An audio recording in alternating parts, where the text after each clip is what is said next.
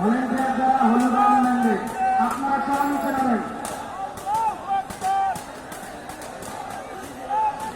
সবাই নিচে নামেন।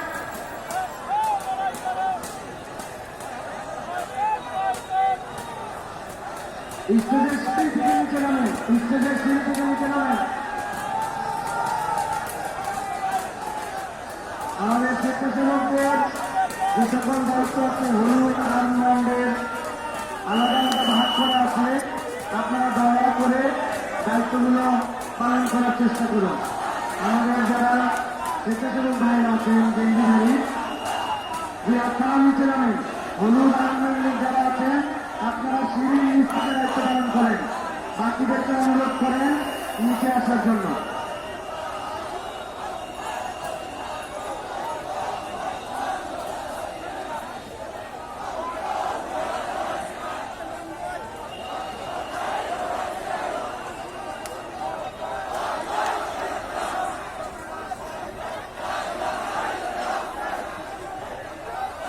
আগত মাঠের ভিতরে প্রবেশকারী আমাদের সম্মানিত আজকের মাসকে সফল করার জন্য দেশের বিভিন্ন প্রান্ত থেকে আগত সকল পর্যায়ের সকল শ্রেণী পেশার ভাই বোনদের কাছে আমরা ভালোবাসা জানাচ্ছি।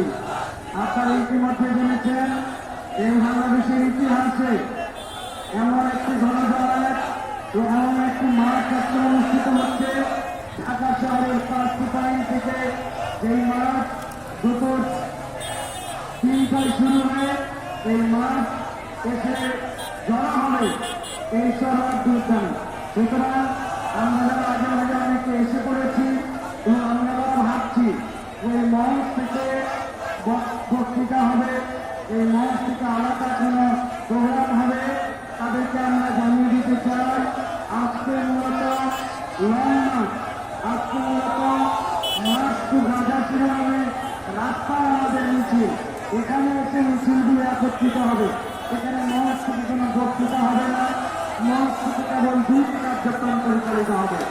1 নম্বর, মঞ্চ থেকে একটি ঘোষণাপত্র পাঠ করা হবে, মঞ্চ থেকে একটি ঘোষণাপত্র পাঠ করা হবে যার সাথে আমরা সংহতি প্রকাশ করব বিশ্ববাসীর কাছে, দেশের কাছে, নিজের কাছে আমরা কিছু আবেদন রাখবো।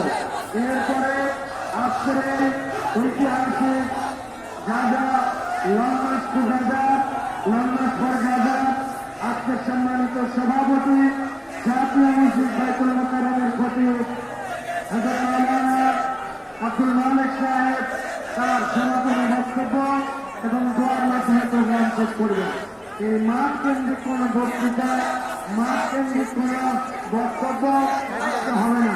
আজকে যা হবে, যা দেখানো সব রাস্তায়, রাস্তাতে এসে পুরো ঢাকা, পুরো দেশ 3 রাস্তায় থাকবে।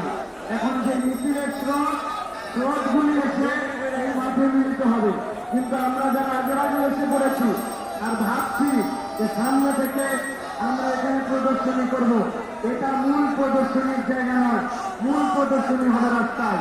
সুতরাং যারা দূর দূরান্তে আছেন, মাইকের শব্দ যাচ্ছে, তাদেরকে বলবো আমাদের আজকের ঘোষিত কর্মসূচি বিকাল 3টা থেকে 4টা।